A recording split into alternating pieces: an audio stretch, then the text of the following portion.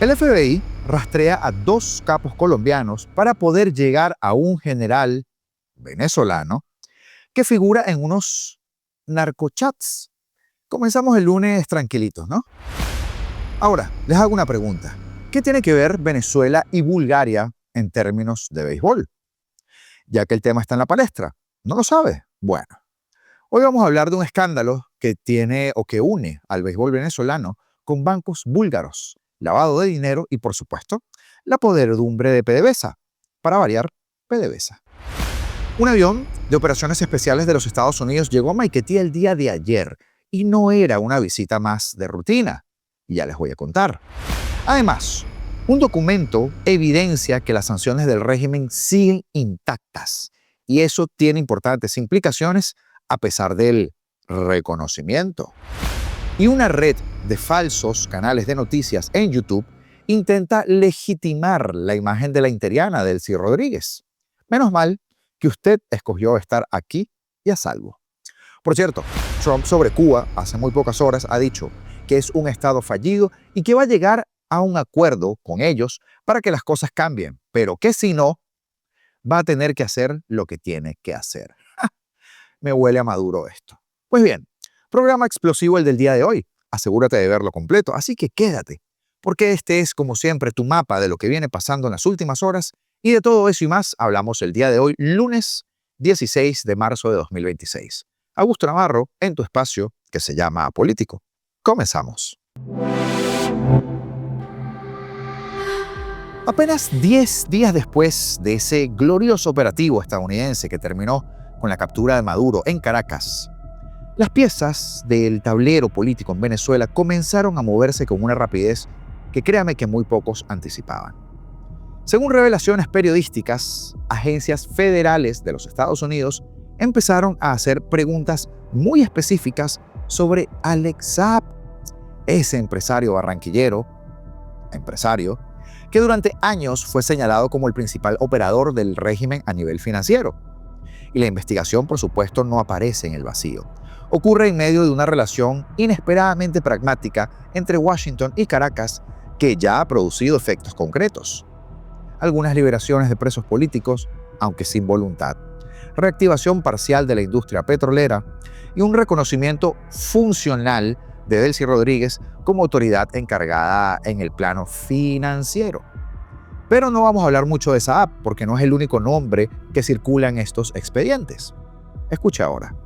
Fuentes de inteligencia consultadas por periodistas indicaron también que está bajo un escrutinio el mayor general de la Fuerza Armada venezolana, Rodrigo Guerrero Contreras.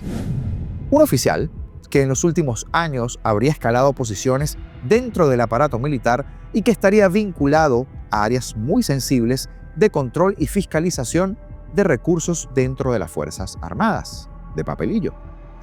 El dato se vuelve aún más delicado cuando aparece en otro expediente, el de dos narcotraficantes colombianos, John Henry González, alias Medio Labio, y Pablo Felipe Prada, alias Black Jack, señalados ambos como operadores clave de redes criminales que mueven polvito blanco, ese que usted sabe, hacia Europa. Y es allí donde la historia, por supuesto, adquiere uno de esos giros inquietantes. Porque investigadores forenses de la policía francesa habrían encontrado unos chats encriptados entre narcotraficantes, donde se menciona al oficial venezolano dentro de un plan para abrir una nueva ruta internacional del narcotráfico. Qué raro, ¿verdad? Según esos mensajes, el esquema contemplaría una salida desde Puerto Carreño, luego atravesaría todo el territorio venezolano para entonces terminar en puertos europeos. Y en uno de esos mensajes, según la investigación, aparece una frase que describe con crudeza la lógica de la red criminal del chavismo. Háblale al peludo. Dígale que el tercero al mando de Venezuela después de Diosdado Cabello quiere trabajar con nosotros y nos está ofreciendo coberturas en agua muy buena. Así decía el mensaje. El hallazgo fue inicialmente detectado por autoridades francesas, como les decía, y posteriormente compartido con la Fiscalía de Colombia y, por supuesto, con las agencias de los Estados Unidos, como el FBI, y con la mismísima DEA también. Ese tipo de investigaciones se conectan con una vieja acusación que durante años, por supuesto, ha rodeado al alto mando militar venezolano: la existencia de esta red de narcotráfico vinculada a oficiales militares, informalmente conocida como el Cártel de los Soles, un sistema descrito por investigadores como una red de protección a operaciones de droga dentro del aparato estatal que, por supuesto, ellos siguen negando que existe. Sin embargo, incluso en Estados Unidos, ese concepto ha sido objeto de debate, el del Cártel de los Soles, porque documentos judiciales más recientes lo describen menos como un cártel jerárquico, ya hemos hablado de eso, una estructura piramidal o monolítica, y más como un sistema de clientelismo y corrupción dentro de las élites estatales, lo que por supuesto complica demostrar judicialmente que es una estructura criminal formal, porque para hacer el mal lo hacen muy bien. Y ahí está la clave política de todo este entramado. La investigación sobre Alex Saab, las indagaciones sobre oficiales militares y los chats del narcotráfico descubiertos en Europa parecen formar parte de ese mismo movimiento estratégico: desarmar las redes financieras y las redes criminales que sostuvieron al poder chavista durante tanto tiempo. Porque ahora volvemos a Saab. Si decide hablar y si las investigaciones avanzan hacia figuras del alto mando militar, lo que podría emerger, por supuesto, no es un simple caso más de corrupción en el mundo. Sería más bien una radiografía completa de cómo funcionaba el poder detrás del sanguinario régimen chavista. Y eso, estamos locos por averiguar y por que pase de una vez por todas. Hablemos ahora del béisbol profesional, pero no del triunfo sobre Japón, ni tampoco el partido contra Italia, sino de algo más oscuro. Hoy vamos a destapar un escándalo que une el béisbol venezolano con bancos búlgaros, lavado de dinero y, por supuesto, la podredumbre de PDVSA. Porque sí, escuchaste bien. El dinero que debió estar impulsando el deporte nacional terminó, como siempre, enredado en una red internacional de corrupción. Factor común del chavismo. Basado en una investigación de Armando Info, preparemos el guante y el bate, porque esto seguramente le va a doler a más de uno en Venezuela. Imagina esto: mientras Venezuela se hundía en la crisis económica, se sigue hundiendo, más brutal de la historia, con gente pasando hambre, hospitales colapsados, el béisbol profesional venezolano, nuestra LBBP, recibía millones de dólares en patrocinios de PDVSA y de Bandes. Sonaría normal, ¿verdad? Pero usted sabe que no lo era. Entre 2017 y 2019, 27 millones de dólares fueron desde estas entidades estatales venezolanas, pero no directamente a las cuentas locales. No, eso sería demasiado pedirle al malandraje chavista. El camino pasaba por Portugal para luego aterrizar en Bulgaria y se dispersaba por el mundo como se dispersa el confeti en una fiesta de corruptos, de los bolivarianos. El epicentro de esta trama es Investbank AD, otra vez. Un banco búlgaro donde la Liga Profesional de Béisbol Venezolano tenía una subcuenta controlada por un abogado alemán llamado Svetan Sanev, de quien ya hemos hablado en este espacio. Y este tipo, por supuesto, no era un fanático del béisbol. Era el cerebro de una red que lavó 500 millones de euros provenientes de fondos públicos venezolanos. ¿Recuerda usted cuando le traje esa información? Bueno, el mismo tipo. El dinero venía de Novo Banco en Portugal, heredero del colapsado Banco Espíritu Santo, famoso por supuesto por sus enredos con la corrupción venezolana, y de allí a Bulgaria, donde Sanev movía los hilos como un verdadero titiritero. ¿Y qué pasó con esos 27 millones? Bueno, de la cuenta de la Liga de Béisbol Profesional salieron 19.4 millones de euros a transferencias sospechosas a empresas en todo el planeta. Reino Unido, Barbados, Italia, Islas Vírgenes Británicas, Panamá, Serbia, Dubái, pare usted de contar, a nombres como Crossbar FX Limited, Training the Stars Ltd, Locking Capital Limited y muchas de ellas, por supuesto, offshores, liquidadas o disueltas después de las transacciones. Qué curioso, ¿verdad?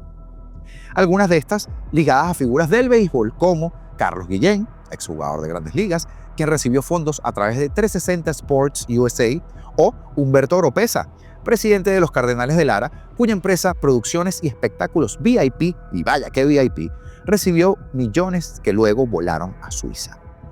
Pero los contratos, 10 millones de PDVSA en 2017, firmados por Eulogio del Pino, quien terminó preso por corrupción, y Juan José Ávila, el entonces presidente de la Liga Profesional de Béisbol Venezolano.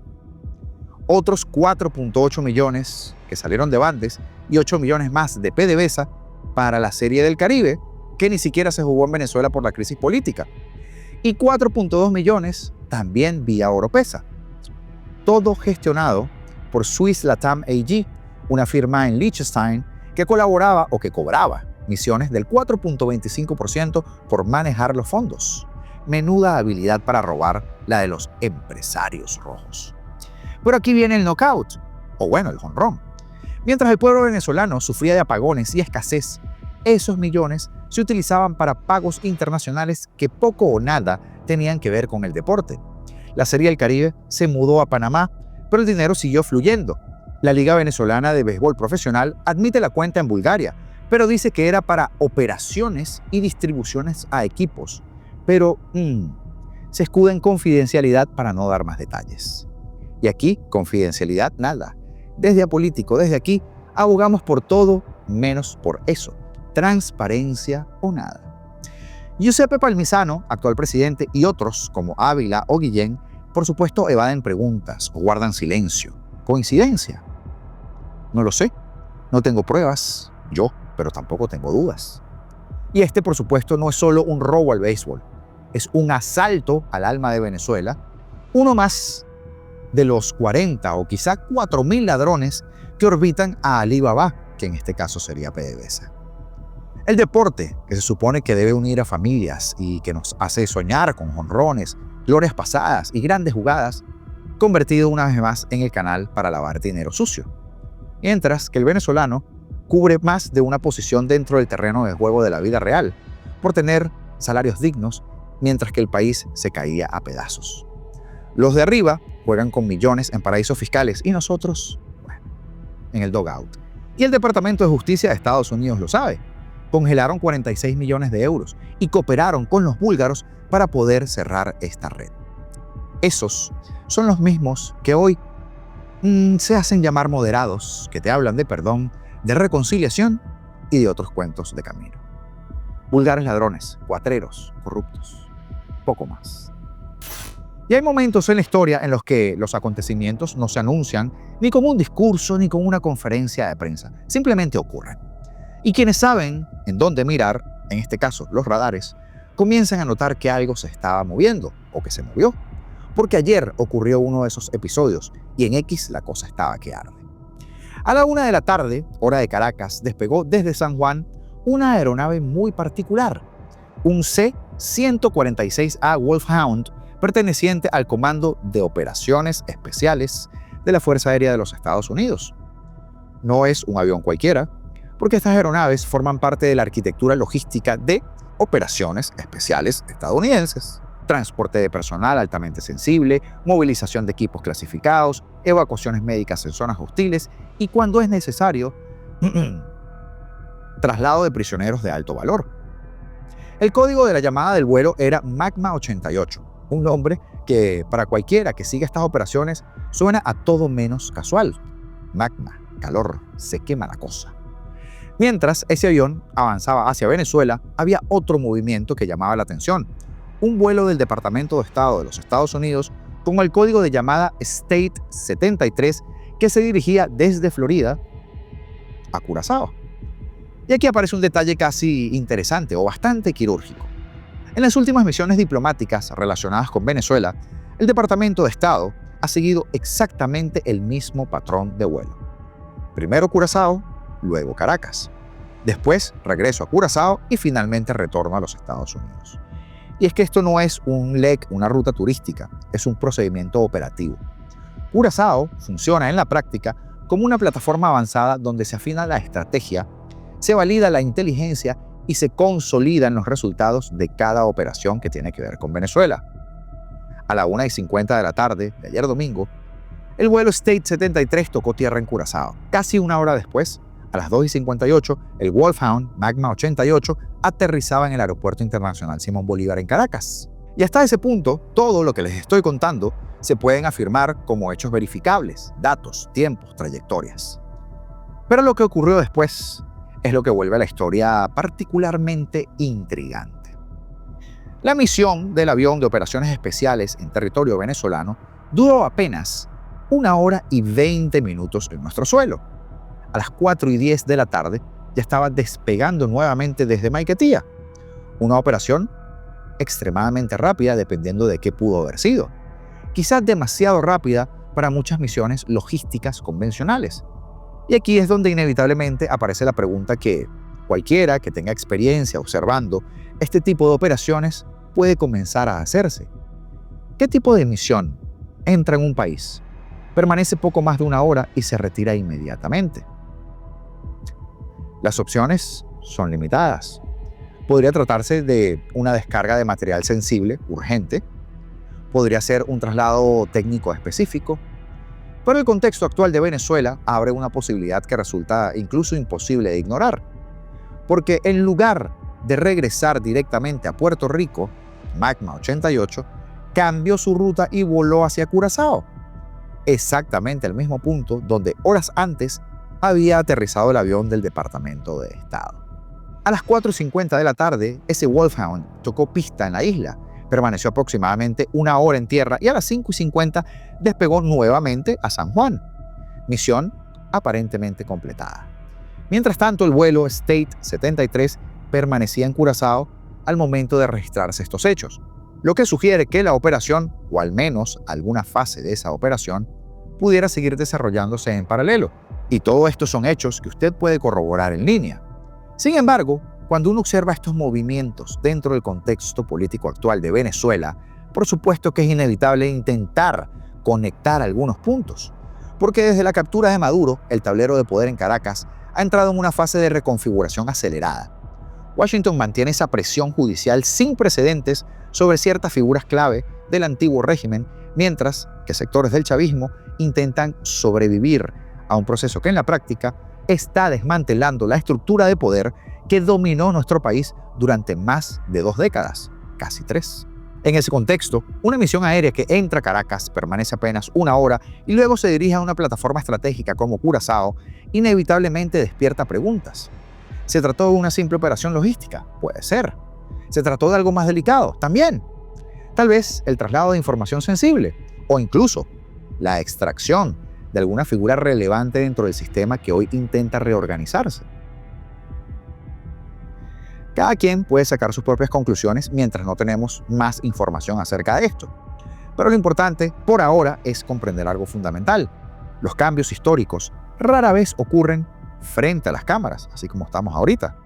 Muchas veces se desarrollan en silencio, en movimientos bien discretos, en operaciones que duran apenas unas horas, ¿verdad, Maduro? Pero que alteran profundamente el equilibrio de poder. Por eso, conviene prestar atención a estos detallitos que son aparentemente técnicos. Porque cuando una estructura política comienza a caer, como el chavismo, las señales no siempre van a aparecer en los discursos oficiales, como les decía. A veces también aparecen en los radares.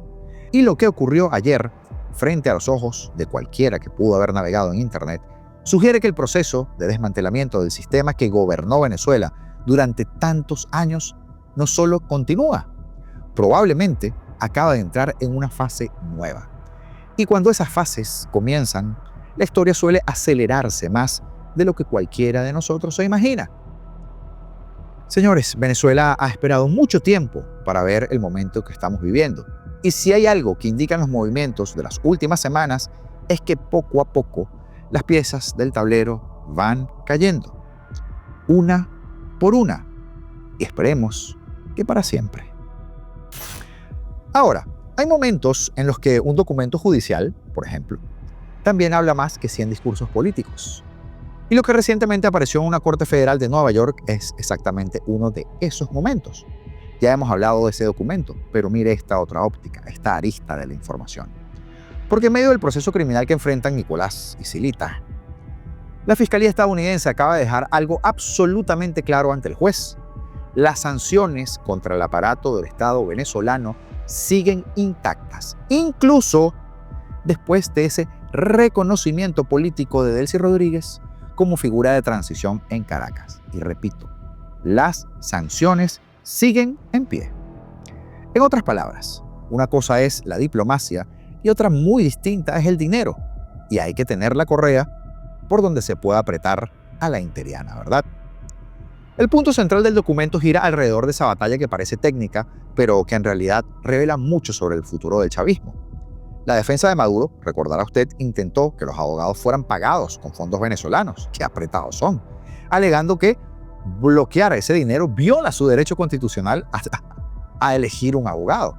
Sin embargo, el gobierno de Estados Unidos respondió con una posición tajante. Si tú quieres, puedes pagar tu defensa, pero no con el dinero del régimen, sino con tu propio dinero. Lo hablamos en el programa pasado. Y allí es donde aparecía ese detalle casi surrealista.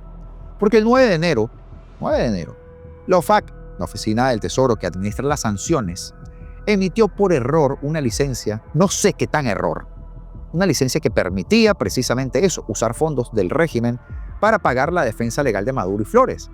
Pero esa autorización duró menos de 3 horas, porque luego fue revocada al detectarse lo que el propio gobierno describió como un fallo administrativo.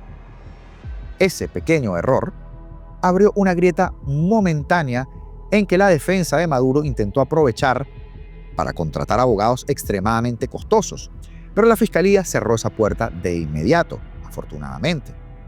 El mensaje que quedó plasmado ante la corte fue demoledor. Maduro sí puede pagar su defensa con su propio dinero. Espera uno siempre y cuando sea limpio, ¿no? Pero ¿con qué se siente esa gallina?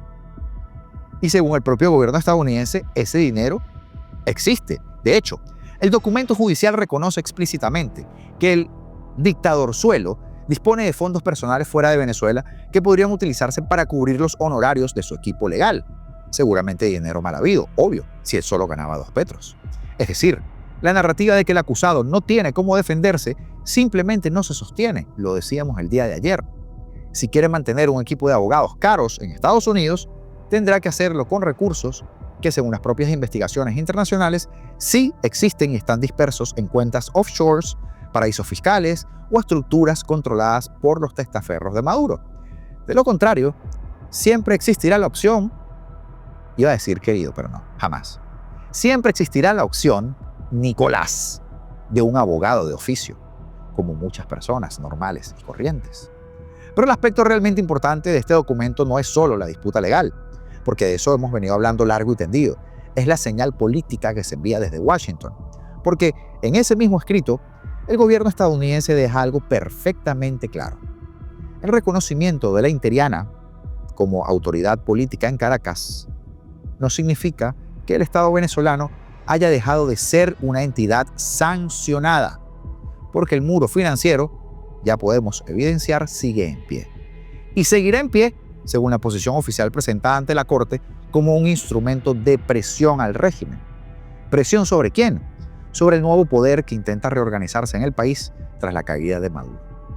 El objetivo, según el propio gobierno de los Estados Unidos, es utilizar ese régimen de sanciones para forzar a mejorar el futuro del pueblo de Venezuela.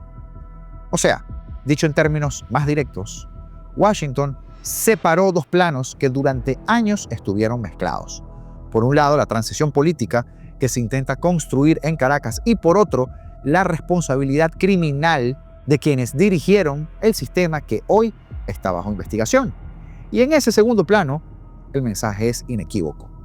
Ni el reconocimiento diplomático, ni los movimientos del mercado petrolero, ni tampoco los cambios políticos en Caracas, nada de eso ha derribado el muro financiero que rodea al antiguo régimen, porque son unos criminales.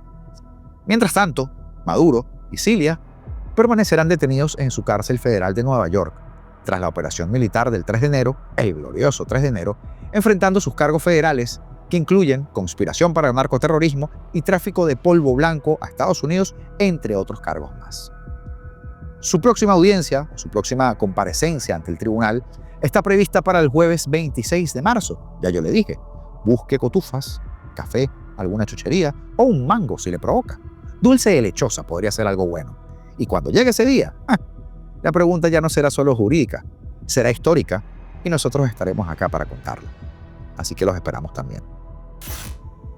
Y hay algo extraño ocurriendo en Venezuela y que millones de personas lo están viendo y viviendo todos los días, incluso sin buscarlo. Abres YouTube para ver lo que te provoca. Una receta, un podcast, una entrevista, un video de entretenimiento o para ver a políticos. Y antes de que empiece el contenido, a muchas personas les aparece lo mismo. Un supuesto reportaje con presentadores impecables y corbata, logos de noticieros internacionales y una narrativa cuidadosamente producida que habla de una sola persona, la interiana Delcy Rodríguez. Desde finales del mes pasado, febrero, esta avalancha de videos comenzó a invadir pantallas de todos los venezolanos, o de muchos. No son piezas virales, tampoco son reportajes espontáneos, ni coberturas periodísticas genuinas. Algunos de ustedes, de hecho, me lo han dejado saber en los comentarios. Son anuncios pagados, pero anuncios diseñados para parecer noticias. Y el alcance de la operación es gigantesco. Al 13 de marzo, estos videos acumulaban más de 32 millones de visualizaciones en cuestión de días. Y para entender la magnitud del fenómeno, hay que recordar un dato simple. Según la Comisión Nacional de Telecomunicaciones, en 2025 había 24 millones de venezolanos con acceso a Internet, lo que significa que, en promedio, esa campaña habría alcanzado a cada usuario del país más de una vez. Imagínense ustedes, estos tipos en poquitos días, claro, pagando, lograron la cantidad de visualizaciones que a este espacio, humilde y trabajador, le costó más de un año. Pero lo que el público ve en pantalla no llega por relevancia informativa. No. Llega porque alguien está pagando para colocarlo allí. Publicidad paga, propaganda. Una investigación de cazadores de fake news reveló que detrás de esa operación existe una red de al menos 14 canales de YouTube que distribuyen 55 videos repetitivos bajo la apariencia de 19 noticieros distintos. Los nombres cambian según el supuesto país de origen: Nación Argentina, Colombia Actual, México en Datos, Chile en Datos, Continental Report, United Data News, Informe Mexicano, Factores y varios más. El objetivo es simular una cobertura internacional espontánea, como si múltiples medios de América Latina estuvieran hablando al mismo tiempo del nuevo liderazgo político venezolano. Pero esos medios no existen. Son identidades y editoriales falsos y prefabricados. Y seguramente a usted, a más de un familiar, le ha tenido que decir: esto es mentira, olvídate de eso. El nodo central de esta red se llama Hispan Online, un canal que concentra más de la mitad de los videos detectados y que funciona como el amplificador del resto del sistema. Lo más revelador es que 13 de los 14 canales fueron creados en menos de 2 semanas, entre el 18 de febrero y el 1 de marzo de 2026. Un patrón clásico de operaciones coordinadas de influencia digital. Mientras quitaban los verificados en X, la plata se movía hacia otro lado. Porque hay un detalle aún más revelador. Si alguien intenta visitar directamente esos canales, no se va a conseguir con los videos. Porque los operadores los marcaron como videos no enlistados, una función que permite a cualquier youtuber ocultar el video del público mientras siguen circulando mediante publicidad pagada, a menos que usted tenga el link. En otras palabras, el contenido no está diseñado para que la gente lo busque. Está diseñado, por supuesto, para que a usted le aparezca inevitablemente frente a los ojos y frente a los ojos de millones de personas. La investigación logró rastrear los anuncios gracias al Centro de Transparencia de Anuncios de Google, donde todos los videos aparecen vinculados a un mismo anunciante: FG Medios Sociedad Anónima, una agencia de publicidad registrada en Buenos Aires. Atentos ahí, mi ley. Hasta ahora, la empresa no ha respondido, por supuesto, preguntas acerca de esta campañita. Pero lo más interesante no es solo esta estructura técnica de operación, bastante habilidosa, por decirlo de alguna manera, es el contenido del mensaje. Porque en ninguno de los 55 videos aparece ni Maduro ni Cilia Flores. Tampoco se menciona su captura, no se alude a la crisis política de enero, no hay retórica de resistencia ni narrativa de persecución, nada. Simplemente todo desapareció del relato. Porque en su lugar aparece otra historia. Una Venezuela que supuestamente ha recuperado reconocimiento internacional. Bah, pues, una economía que estaría creciendo gracias al petróleo. y un país que habla de reconciliación, amnistía y prosperidad bajo este nuevo liderazgo. Liderazgo no sé de quién. Y ese liderazgo, por supuesto, tiene un nombre. Firulais. Perdón, Delcy Rodríguez, la interiana. Los videos repiten una y otra vez 3 narrativas principales. Que varios países reconocen a Delcy, mentira. Que la economía venezolana entra en una nueva fase de crecimiento, dígame usted si es mentira o verdad. Y que el país estaría avanzando hacia un proceso de reconciliación nacional impulsado por la ley de amnistía y la liberación de presos políticos. Para reforzar la credibilidad de sus relatos, estos videos muestran capturas reales de artículos reales publicados por medios internacionales como Reuters, EFE, Infobae, El País o CNN. En total, de hecho, aparecen referencias a 76 páginas web distintas, mezclando medios reales con portales propagandísticos para construir esa sensación de legitimidad informativa. Pero los presentadores tampoco son periodistas. Qué sorpresa, ¿verdad? La investigación descubrió que en realidad se trata de actores y modelos residentes en Argentina, algunos con experiencia en locución o en doblaje, capaces incluso de imitar acentos latinoamericanos para poder hacer creíble el supuesto origen internacional de cada uno de estos noticieros. ¡Ay, Dios! Es propaganda, por supuesto, pero propaganda diseñada con una sofisticación mucho mayor que la que el chavismo utilizó durante mucho tiempo. Y eso, por supuesto, que revela algo sumamente importante en este contexto actual, que durante más de 2 décadas, casi 3, el poder chavista controlaba la televisión, la radio y buena parte de la prensa dentro de Venezuela, y que hoy entonces ese control que tenían ya no garantiza el dominio del relato. El campo de batalla informativo se ha desplazado a las plataformas digitales, donde la propaganda ya no se impone cerrando medios, sino comprando visibilidad en los algoritmos, pagando billete pero del gordo de verdad. La pregunta entonces ya no es si esta campaña por supuesto es propaganda, porque es obvio que es propaganda. La evidencia lo demuestra. La verdadera pregunta aquí, entre todo este entramado, quizás sea otra. ¿Quién está financiando realmente esa operación que ya ha alcanzado decenas de millones de visualizaciones y que intenta, por supuesto, convencer al país de que una nueva normalidad política ya está en marcha? Y por supuesto que no me refiero a Delcy, me refiero a quien saca el billete. Porque cuando un poder necesita pagar para que su narrativa aparezca frente a cada ciudadano una y otra vez, antes de cualquier video, incluso de los nuestros, por supuesto que no demuestra fortaleza. Revela algo triste y quizá un poco más profundo. Que la batalla por el control de la historia de Venezuela acaba de trasladarse al lugar donde hoy se decide casi todo. Esta pantalla que tanto cuidamos, que tanto trabajamos y en la que seguiremos peleando. Y esa guerra silenciosa pero implacable apenas está comenzando. ¿Le ha pasado a usted? ¿Se ha topado con algún anuncio de estos? Déjenmelo saber en los comentarios. Porque es verdad que los venezolanos estamos viviendo una vida como si fuera una película, aprovechando que los Oscars fueron ayer. Y como en toda buena película, o incluso en las malas, hay villanos en todos lados. Grenell, quien negoció por su cuenta con el régimen, mientras que Rubio negociaba otra cosa. Tucker Carlson ahora diciendo que Maduro es más conservador que María Corina. Roger Stone difamando a María Corina y además promoviendo el nulito este, que ni siquiera voy a mencionar, para que los 3 gafos y los bots que tiene no se vengan a fastidiar a nuestra comunidad. Un tipo que, por supuesto, nadie conoce en Venezuela. Un ejecutivo de Chevron, como les contaba ayer, que además cooperaba con la CIA, tratando de convencer, o convenciendo a Trump, de hecho, de dejar a Delcy en el poder, porque abrió el mercado petrolero y, por si fuera poco, lograron incomodar hasta el mismísimo Trump con el Nobel de María Corina, el mismo Nobel que el propio Marco Rubio, junto a otros senadores republicanos, fueron quienes nominaron a María Corina para esto. Señores, tanta gente metida en este juego sucio para impedir que lleguemos a ese capítulo final de la historia, que hay que apartarlos, pero a sombrerazos, por no decir algo más. Por eso es que aquí nos mantenemos firmes. Por eso es que le pedimos su like, su participación, el apoyo a esta plataforma. Porque el chavismo solo se debería conjugar en pasado. Y ese es nuestro gran objetivo.